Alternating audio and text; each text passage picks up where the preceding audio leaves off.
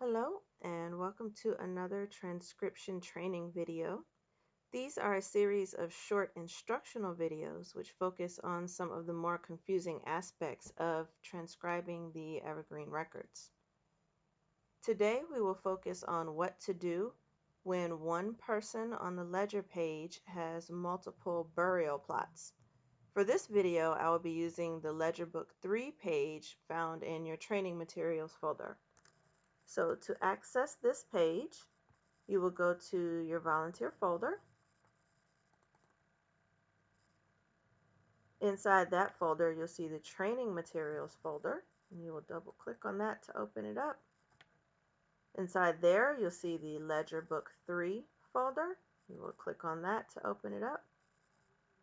And then you will see the training spreadsheet, volunteer evergreen database entries here, and the PDF. This is the same PDF file that was used in the first training video, that longer basic training video.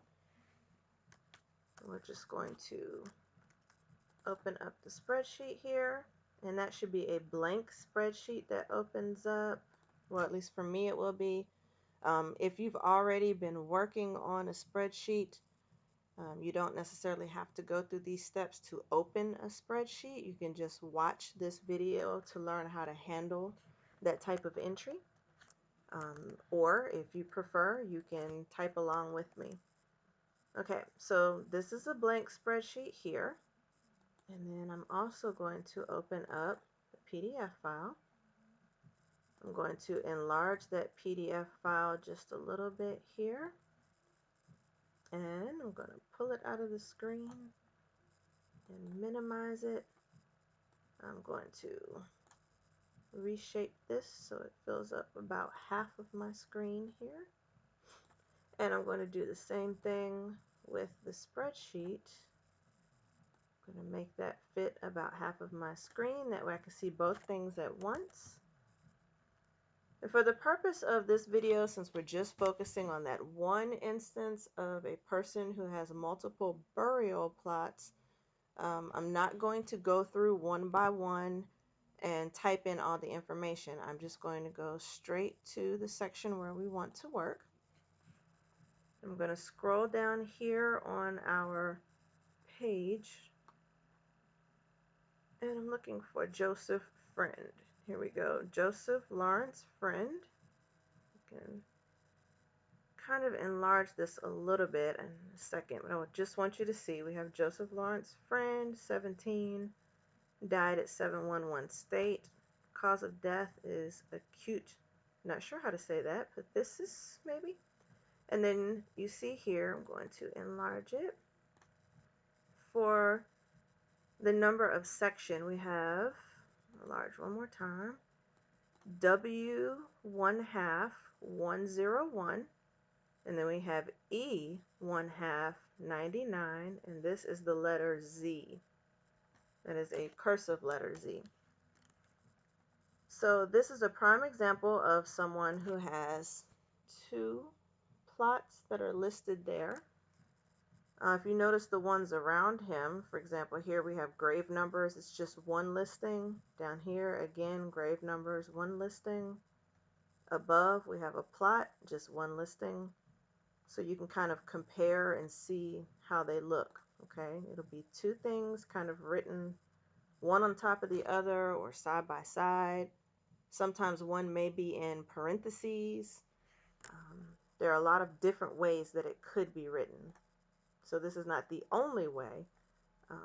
So just be kind of on the lookout for one person's name with multiple entries in this burial section. Okay. All right. So I'm going to go all the way back over. And I'm going to fill in this information. So our source is Ledger Book 3.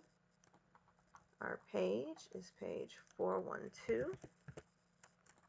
The year is 1927. The month is June. And the date is the 21st. This is a burial because if you remember from the first training video, all Ledger Book 3 files are burials. Scroll over a little bit here. And we have last name, Friend, first name, Joseph, middle name, Lawrence. I don't know if that's a U or a W. I'm going to go with W in this case. Age 17. Looks like he is fairly young. Now we know that there's multiple entries here for the plot information, so I'm not going to put all of that in yet. I'm just going to leave that blank and fill in the rest of the line. Okay, so I'm going to leave the part, the plot details, the section, grave number, all of that I will leave blank, and I'm going to pick up with the Undertaker name. So the Undertaker here is R.C. Scott. The price is $5.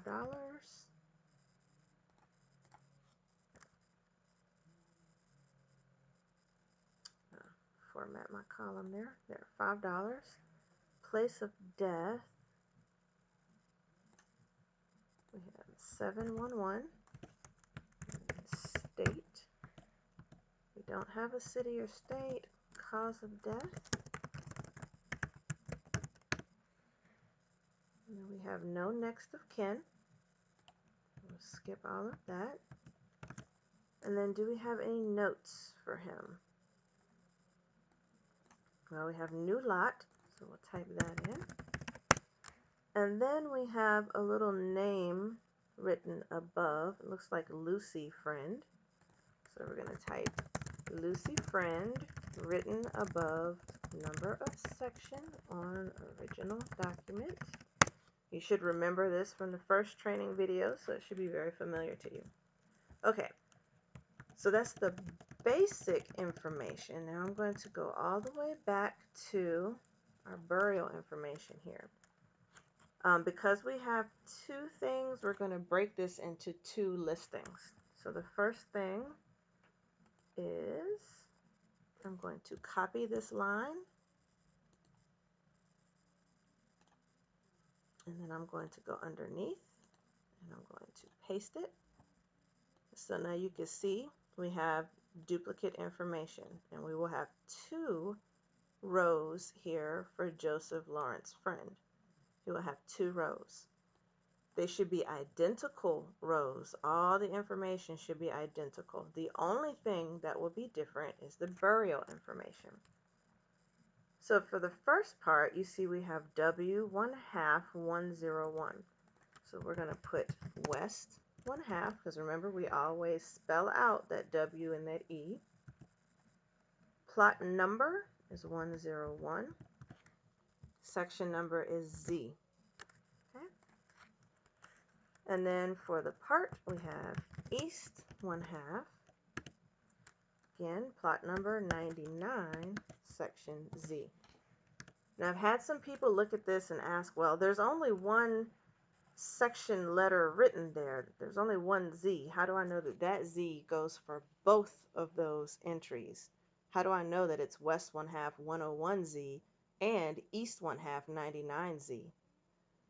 Basically, how the plots and the sections are laid out at the cemetery. Sometimes a person could be laid out across two plot numbers. So maybe the head of the person is in 101 and the feet are down in 99 or something like that. But they would have to be in the same section. You couldn't have, half a plot over in section A and half a plot over in section Z. Those could be acres apart. So it has to be in the same section.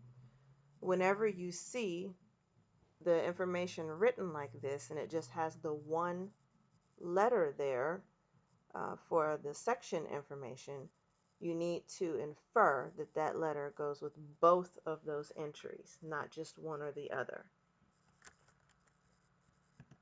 Okay, and now I'm going to scroll over to the end. And it's your choice how you want to do this. Sometimes I do the notes first, sometimes I do them second. But in both of these rows now, we need to make a note about this. We will say Joseph Lawrence Friend, to capitalize it L.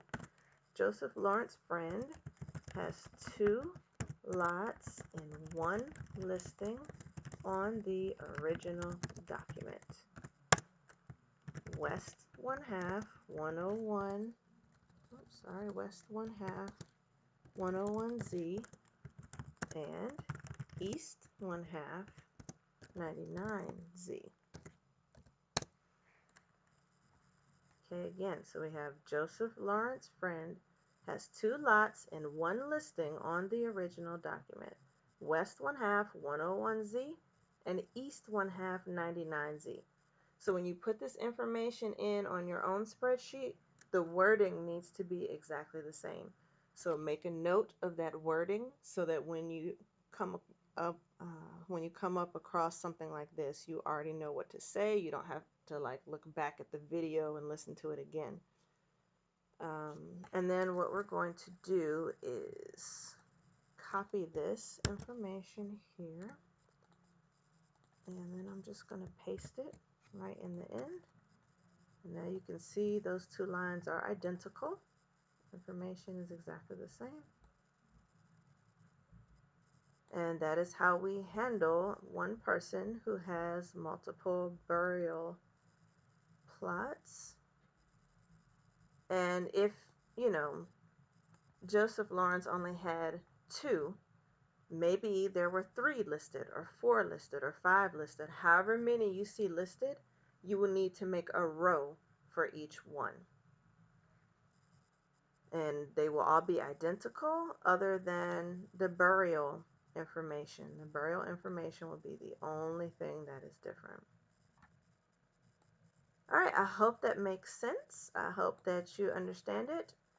If not, when you come across something like this on your own ledger book pages, at least you will know that you don't treat it like your normal entries, that you need to do something special.